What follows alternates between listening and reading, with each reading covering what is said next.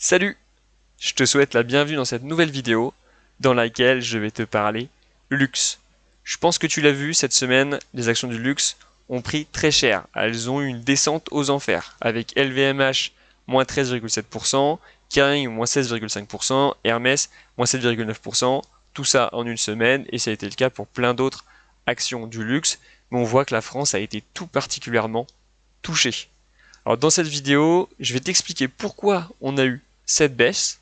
Ensuite, je te présenterai un peu le secteur du luxe pour voir comment chaque action se positionne par rapport aux autres. Et à la fin de la vidéo, donc reste bien jusqu'à la fin puisque je te dirai si je rentre en bourse, donc si j'achète des actions dans le secteur du luxe. N'hésite pas à t'abonner, mettre un petit pouce bleu, ça me motive et ça me permet de continuer à te présenter les analyses boursières que je fais. Allez, c'est parti, on commence tout de suite pour savoir pourquoi on a eu une chute aussi importante dans le domaine du luxe cette semaine. Et en ce moment, quand il se passe quelque chose d'un peu anormal sur les marchés, c'est souvent lié à la Chine. Et cette fois-ci, pour l'effondrement du marché du luxe, il n'y a pas d'exception, c'est toujours la Chine qui est concernée.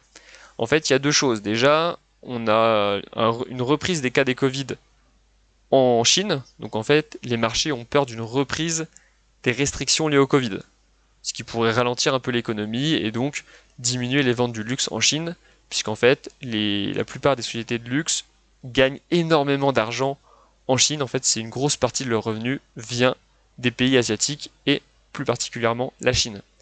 Mais ce qui a surtout mis la feu aux poudres et qui a fait exploser en fait le marché du luxe à la baisse, c'est ce qu'a dit le président chinois. En fait, il a dit qu'il aimerait ajuster les revenus excessifs et augmenter les revenus des groupes à faible revenu. En fait, il aimerait diminuer les inégalités de richesse. En Chine, on a beaucoup de très pauvres, on commence à avoir pas mal de très riches, et en fait, il aimerait prendre l'argent des très riches pour le redistribuer aux très pauvres, et ainsi augmenter leurs revenus. Donc évidemment, si on suit des analyses, c'est plutôt mauvais pour le marché du luxe, parce que c'était surtout les riches chinois qui achetaient le luxe, puisque le luxe ça coûte cher, il faut de l'argent, donc c'était plutôt les très riches. Alors ce que j'ai vu une autre analyse en fait, ce qui va se passer, c'est que le président chinois aimerait augmenter le nombre de personnes qui sont en fait dans les revenus moyens en Chine. Et en fait, il veut augmenter la classe moyenne en Chine. Et en fait, si on augmente la classe moyenne en Chine, la classe moyenne peut acheter du luxe. Donc bon, il y a des choses, voilà, on a une analyse à voir, faut voir comment en fait le président se prend pour diminuer les inégalités. Enfin, ce qui est fait actuellement aujourd'hui, en fait, c'est que les marchés ont eu peur de cette annonce, et donc il y a eu un effondrement. Si on regarde un petit peu les graphiques, donc là je suis sur le graphique d'LVMH en journalier, la semaine a commencé ici, vous voyez que là en 3 jours, il y a eu une descente aux enfers complète. Si on regarde, fin de la semaine dernière, on était ici, et au plus bas cette semaine, on avait perdu 13%. Donc en 5 jours, même pas en 4 jours là, LVMH a perdu 13%. Donc c'est plutôt une chute qui est assez énorme pour une action aussi grosse, une société aussi grosse que LVMH. Si je prends Kering, c'est pareil. Kering, on va regarder, voilà, c'est même encore pire en fait. Début de la semaine ici, donc si on prend la fin de la semaine dernière, qui a clôturé ici, et qu'on prend le plus bas de cette semaine, qui est ici, on est à 17% de perte en 4 jours. Donc c'est vraiment quelque chose d'assez énorme et on voit qu'on a des volumes qui sont vraiment énormes. Donc en fait, on a plutôt pour moi une panique boursière. Tout le monde voulait prendre ses bénéfices, donc tout le monde voulait vendre les actions du luxe à fond, ce qui a provoqué un crash en fait dans le luxe. Donc là, je pense qu'il y a également une partie psychologique suite à l'annonce du président chinois. Évidemment, si on a des bénéfices, on veut les garder, on voit que ça s'effondre, on veut quand même garder nos bénéfices, donc on vend à fond, tout le monde se met à vendre pour essayer d'avoir limité les pertes, limiter la casse et avoir quand même des bénéfices, ce qui pousse le prix à la baisse de manière assez violente, comme on le voit ici. Donc voilà un petit peu ce qui s'est passé. Maintenant, on va comparer un petit peu ces entreprises pour la voir si une d'elles est capable en fait de tenir le choc mieux que les autres, s'il se passe vraiment quelque chose en Chine d'assez catastrophique pour le secteur du luxe. Donc ce que j'ai fait, c'est que j'ai récupéré chaque rapport financier de chaque entreprise que j'ai cité, donc du monde de luxe, et on va un petit peu comparer, vu que le problème c'est les ventes en Chine, on va regarder un petit peu quelle est la proportion des ventes de chaque entreprise en Chine. Alors déjà là, donc je suis sur LVMH, sur le site officiel d'LVMH, et on voit qu'on a les ventes par activité. Déjà, on voit que la mode et maroquinerie représentent quasiment 50% des ventes de LVMH. Donc on voit que c'est sur cette partie-là qui font en fait la majeure partie de leur cash. Si on regarde du coup mode et maroquinerie et qu'on regarde un peu les ventes par région, on voit que Asie hors Japon, donc principalement en fait la Chine, on est quasiment à 40%. Donc on voit qu'en fait la Chine représente une énorme partie de leurs ventes de maroquinerie pour LVMH. Sur un petit peu les ventes totales, donc là c'est toutes les ventes des LVMH par région, on voit que l'Asie représente 34%. Donc déjà c'est un peu plus faible que ce qu'on a vu en dessous, mais c'est tout de même important. Mais on voit qu'en fait les États-Unis sont à 24% et en fait l'Europe, parce que là on a la France plus l'Europe, donc ça fait aussi 24%. Donc on a 48% États-Unis plus Europe et 34% Asie. Donc on voit quand même, oui, je suis d'accord que l'Asie représente une grosse part des ventes de LVMH, mais déjà ce qu'il faut savoir, c'est que même s'il y a une redistribution des richesses, on va pas avoir les 34% qui tomberont à zéro. Peut-être que la part va diminuer, mais elle va pas tomber à zéro, donc on va peut-être aller atteindre 24%, à peu près la même chose qu'aux États-Unis. Donc évidemment le groupe va devoir s'adapter, mais on n'oublie pas que le PDG de LVMH, c'est Bernard Arnault, qui a beaucoup d'influence. Ça a été l'homme le plus riche du monde. À un moment donné, il est toujours dans le top 3 des hommes les plus riches du monde. Donc je pense qu'il va être capable de restructurer ou mettre des actions en place pour limiter la casse en Asie. Et on voit que c'est que 34%. On va voir tout de suite dans les autres qu'en fait, c'est beaucoup plus pour les autres entreprises du luxe. Par exemple, si je prends Hermès, donc pareil, j'ai récupéré les lettres aux actionnaires d'Hermès, donc c'est quelque chose d'officiel.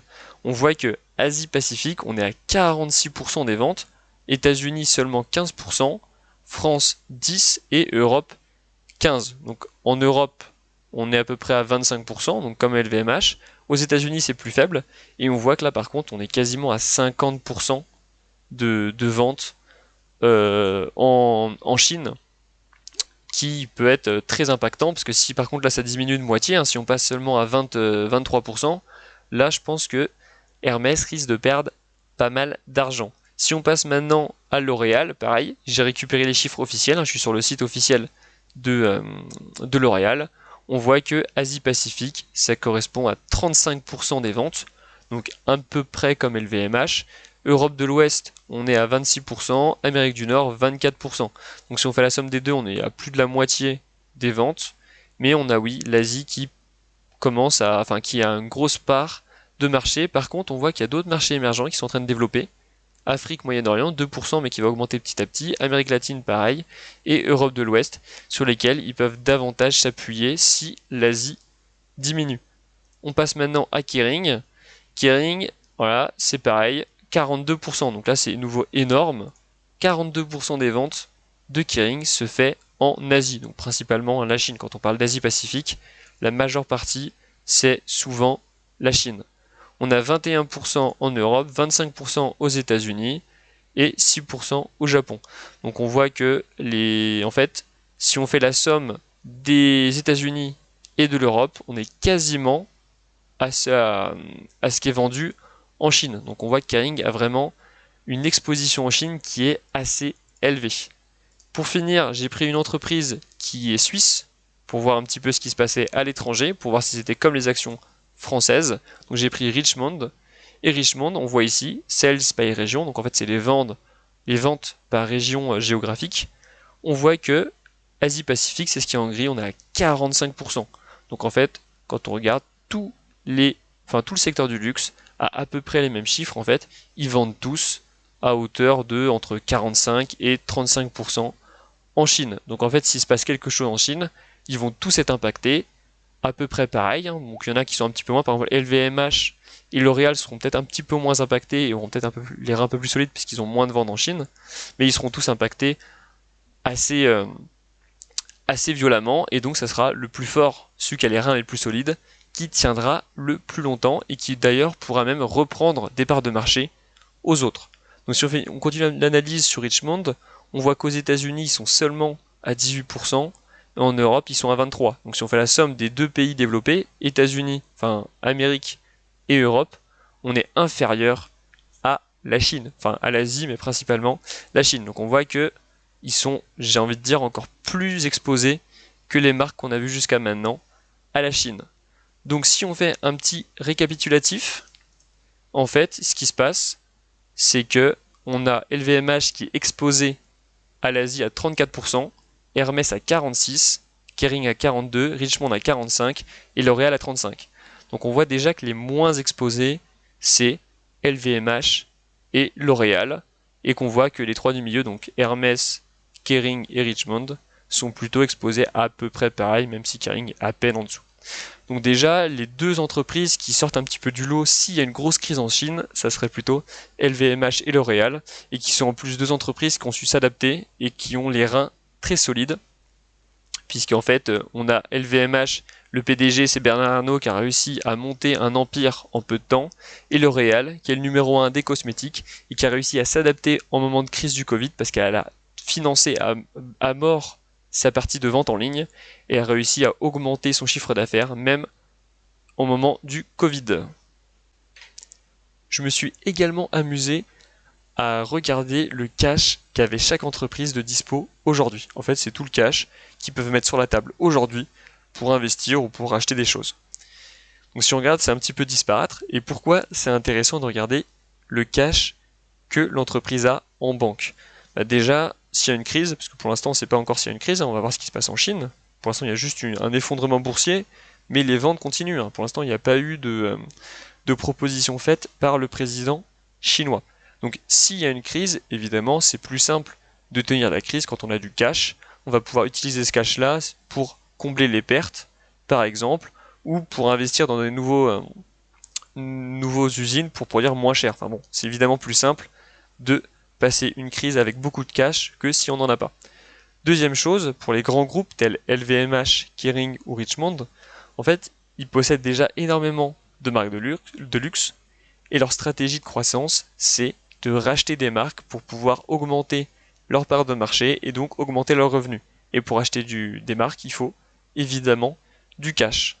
Donc LVMH a aujourd'hui 8,7 milliards, donc j'ai trouvé ces chiffres-là en fait dans les bilans du premier trimestre 2021, pardon. Donc LVMH a 8,7 milliards, sachant que fin 2020 ils en avaient 20, ils ont fait des investissements et ils sont donc descendus à 8,7 milliards. Donc on voit qu'ils font pas mal de cash. On a Hermès qui a 5,3, Kering qui a 4,8, donc qui est quasiment à la moitié de ce que possède aujourd'hui LVMH en cash. On a Richemont qui est le plus fort actuellement des 5 que je présente, avec 13 milliards d'euros en cash actuellement. Et on a L'Oréal qui a 4,8 milliards. Alors L'Oréal c'est un petit peu différent parce que eux actuellement ils sont pas dans l'optique de rachat de marques, ils sont plutôt dans l'investissement dans leur propre marque actuelle. Donc ils ont besoin d'un petit peu moins de cash pour croître. Ce qui n'est pas le cas de LVMH, Kering ou Richemont qui eux ont besoin de racheter des nouvelles marques pour booster vraiment leur croissance. Donc on voit déjà que certaines marques sortent un petit peu du lot. Si on regarde la trésorerie, on a LVMH et Richemont qui sont bien au-dessus, sachant que LVMH a déjà fait un gros investissement avec Tiffany l'année dernière. Donc si on suit un petit peu la logique jusqu'à maintenant, on voit qu'il y a certaines entreprises qui sortent du lot.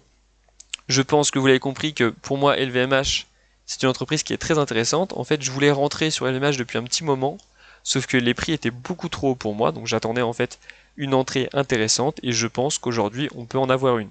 C'est possible que le prix continue à descendre, mais je suis convaincu qu'LVMH, avec son dirigeant qui est Bernard Arnault, vont s'adapter à cette nouvelle situation et vont reprendre le pas et vont refaire beaucoup d'argent, parce que si on regarde actuellement, LVMH a des marges qui est assez impressionnantes, des marges qui sont aux alentours de 15%. Donc c'est plutôt intéressant d'investir sur une entreprise qui a des marges intéressantes de 15% et ils ont des dividendes qui sont en constante augmentation. Donc si on achète aujourd'hui, on va avoir des dividendes faibles actuellement, mais vu qu'ils augmentent petit à petit les dividendes, on va avoir un rendement de dividendes qui va augmenter au cours du temps et sur 10-20 ans, avoir un rendement qui peut être très intéressant. Donc je pense que vous l'avez compris, je vais rentrer sur LVMH, je pense la semaine prochaine, donc je vais surveiller le prix et je vais faire une entrée sur un investissement long terme. Pour information, si vous avez regardé la vidéo sur mon portefeuille croissance, vous avez vu que je possède actuellement des actions Kering et L'Oréal. Il est possible que je refasse des consolidations sur ces deux actions, même si pour l'instant je suis encore en hésitation. ma principale envie actuellement, c'est d'investir sur LVMH. Donc voilà, c'est tout pour cette petite analyse du luxe. N'oublie pas, 100% des gagnants en bourse ont investi. Et moi, je te dis à la prochaine. Salut!